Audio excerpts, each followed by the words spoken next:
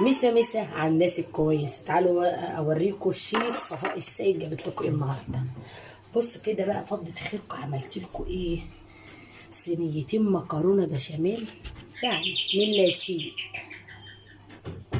تعالوا كده اوريكم اهو. بصوا بصوا، ربع كيلو لحمه بشويه مكرونه كده في البيت ببصلايه، بكيس لبن كان في التلاجة. عملنا صينيتين مكرونه بشاميل من ايد ام علي، تسلم ايدي. تعالوا اقطع لكم واوريكم شو اخباركم، شو انتوا طبختوا ايه النهارده. معلش اعذروني الاضاءه وحشه، خايف بس ما اظبط الاضاءه كده وانتوا هتلاقوا الاضاءه جامده. قولوا لي طبختوا ايه. انا ما نشفتهاش جامد عشان احنا بنحبها طريه.